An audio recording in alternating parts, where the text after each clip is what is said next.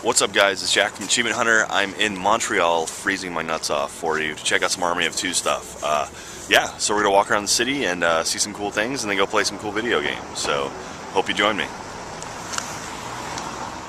So actually, the first time I got to check out the game was at PAX up in Seattle. EA brought me out there to check out some co-op stuff. Had a good time, and actually, Salem and Rios were there in person, so that was kind of cool. But I talked with Matt Turner, the producer on the game, and here you go. Enjoy. So, what would you say is the most significant improvement from this one from the first game? Yeah, I mean that's a tough one. I mean we've really taken a lot of it and pushed it out like in every kind of direction. I think our core is obviously co-op, right? So we've taken that idea of co-op from the first one, which was our most resonant feature. People love that idea of playing the game with a buddy, and just getting into the world, and negotiating all the different, levels we put in front of you. We took that and then really expanded upon that and made the co-op more organic. So what I mean by that is that, like in the first one, the co-op was a little bit more scripted. So you'd have a step jump here, or maybe a back-to-back there, or a drag partner here, or a riot shield there, right? There was kind of in very specific moments. What we've done in this game is taken that idea of co-op and made it organic, and given the players this suite of moves they can do wherever they want to. So like it's called the co-op playbook. So you can take this idea of these moves we have, you can do them anywhere in the game and really choose how you want to manipulate these moves in the environment to overcome the problems we present with you.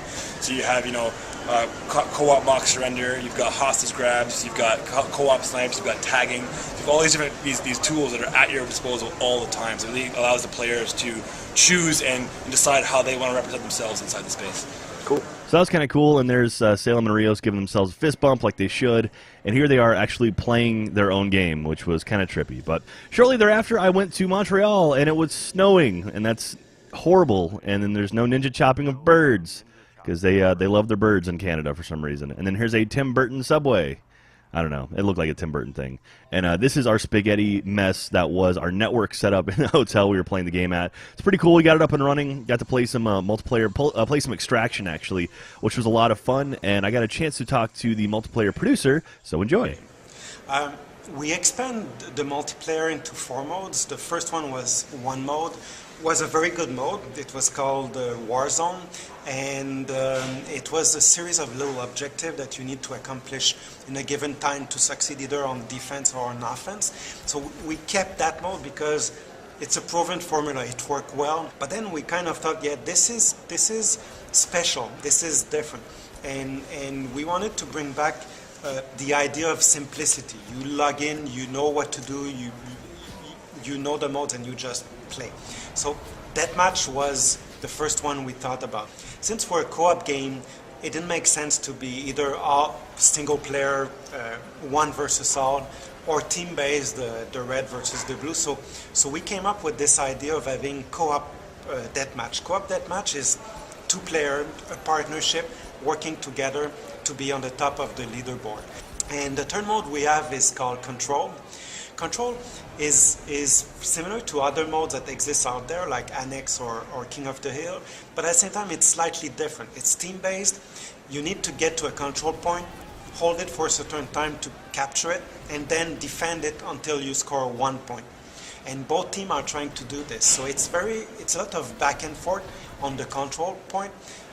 But the idea is that you move from control point to control point and you score 1 point every time. Each team scores a point. So it's kind of a sports game. The score is 3-2, 5-4. And when it gets tight, it's very intense. So it's a very cool mode. And the last mode we have is called Extraction. Extraction is different because it's a co-op mode. It's a 4-player survival co-op mode against waves of enemy AIs. This is a bonus mode that we give to people who pre-order the game, but it will be available for free 30 days after. The reason why this mode is different than other similar mode out there, it's because we wanted to carry over the feeling of surviving in a hostile environment that we have in the single-player campaign. But what's different is that you constantly move from arena to arena. By arena, I mean it's an enclosed space with enemies coming from everywhere around you, and you need to survive many waves of enemy until you can be moved to another arena. being able to reach the 16th round and surviving, finishing the extraction mode will be quite an event for someone, I think, because it's really tough. I was not able to finish it yet. I must say, yeah, I played as much as I can, but I'm really looking forward for it to be out, to be able to really play it in the real context and reach the 16th round. All right, so that pretty much wraps up my coverage here in Montreal on Army of Two 40th Day. Had a really good time. It was a lot of fun. Thank you, A, for bringing me out. And I got to go attend to some business. So thanks, guys.